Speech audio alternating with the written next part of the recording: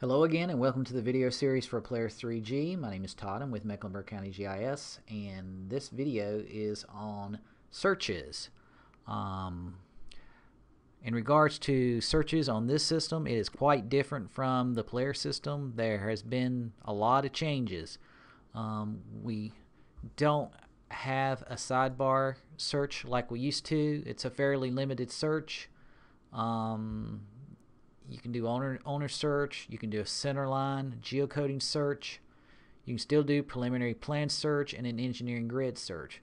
But what we've done is we've taken a lot of these searches that we used to have in there and we've put it up in a centralized search box at the very top left hand corner, and you can see I'm up there. I want you to note that there's a clear search button here. It's probably a good idea for you guys to use this search button as much as you can to clear it out. So if you're searching for an address or a parcel number or an owner, last name, first name, or a landmark, when you go from one to the other, you're going to want to use that clear search link to kind of help you enter in a new one. So I'm just going to give you a demonstration here, and we're going to go ahead and get started. So like I was saying, you can do various searches. You can do parcel ID number, you can do address, you can do a street, you can do an owner's last name, first name, you can even do a street intersection, you can do a landmark. So there's a lot of different things in here. You can really just literally start typing something and it's going to give you a list back of what it thinks that you might be wanting to know. So let's get started with the parcel number. I'm just going to type in a parcel number and just type the numbers in and see what I start getting. So I'm going to type in 123 1. Okay, well, the county has 8 and 9 digit parcel numbers and I only typed in 7, but you can see here I'm presented with a list of 3. So I can either go ahead and further type in my number, say for 1, or I can back it up and go back to 7, and I'm given an option of 3 different parcel numbers. If you're running Polaris 3G on a desktop or laptop, you can use the up and down arrow keys to go within the list. So for example, I'm just going to select this middle one here. So I can highlight that middle one with my arrow, hit enter, and it'll go zoom to that property. So that's the parcel ID number search. So let's say I want to leave that and I want to do an address search. So best thing to do is go click clear search. You do that, then you go highlight the text search box, and let's say I want to start typing in an address. So I'm going to type in my favorite address, 5501 Ruth. Let's just say, for instance, maybe I'm looking for Racine Avenue. Let's type in RUC. Okay. Well, let's say if you're talking to somebody and they're not spelling it right, you know, they may be looking for Racine Drive. What this thing is doing kind of a sounds like search. So if your spelling is bad, it's gonna help you out in that sense and kind of correcting it for you as you type in your search. So I'm going to go ahead and back up, and I'm going to go ahead and put in Ruth, and you can see the more exact you get with your search, the less results you're going to get. So I'm pretty good with that, so I'm just going to go ahead and select that one. So that's the address search. Let's say I wanted to do a street search. I'm looking for properties that are on Main Street in Davidson. Okay, so let's just type in Main, M-A-I-N. Okay, I got a whole list of stuff here, so let's just type in Main right there. Okay,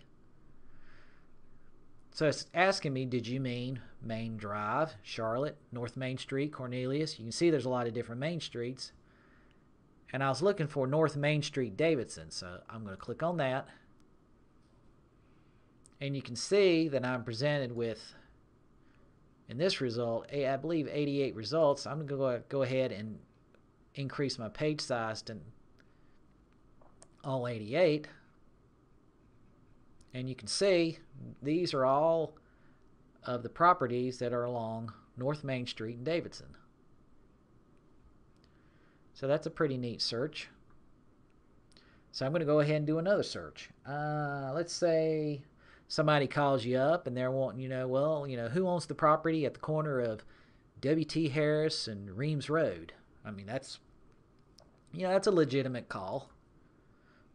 So what you can do is you can type in W.T. Harris, and you can see I was able to find the road, but I'm looking for an intersection. So what you need to do is you need to put in an ampersand. And once you do that, it's going to go out there and it's going to search for all the intersections all the street intersections with W.T. Harris in it. And you can see I'm presented a whole series of those.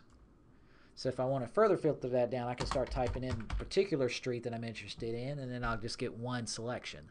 So here I'm looking at W.T. Harris and Reams. So we're going to go ahead and zoom into there.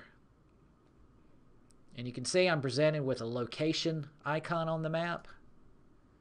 So it pretty much shows me that I am at that location. So now if somebody wants to know what the properties are around this area, they can click on these maps and get that information. And I'll go over that in some later videos. So that's the intersection search. Let's say you've got an owner name, first name and a last name. You can put that in up here. I'm going to go ahead and put in the last name Weeks, followed by a comma, followed by first initial. And again, like I said, I could type in more letters to their first name and get a smaller list. But I'm going to go ahead and settle in on this first one there. And you can see once you select it, it'll zoom right to the parcel and bring up the parcel information. And I'll go over the details of all this information over here in a later video.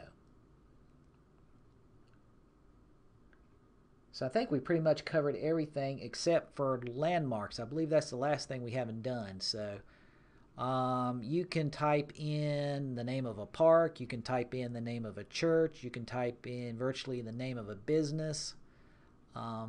There is a little bit of sensitivity to it, so you kind of have to explore those names a little bit, but most of it's fairly intuitive. So let's say, for instance, I'm looking for First United Methodist Church, F-U-R-S-T, United.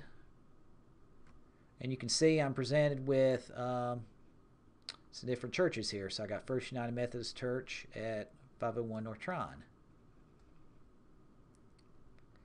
So it's going to get me to that location, but it's not necessarily, you can see Amy Weeks is still listed. It's not telling me who the property owner is. So there's a link in these call-out box that allows you to get more information. I'm clicking on that, and then it'll go pull up the detailed information on that property. And I'll go into that in later videos. So let's say I looked up a church. Let's say I want to look up Home Depot. Home Depot. I'm presented with a bunch of Home Depots.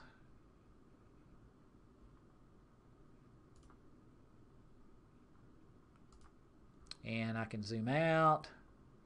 If you're like, well, I'm not sure that's Home Depot, you can turn on the aerial photography. Well, it's a huge building. I would think that that's probably Home Depot.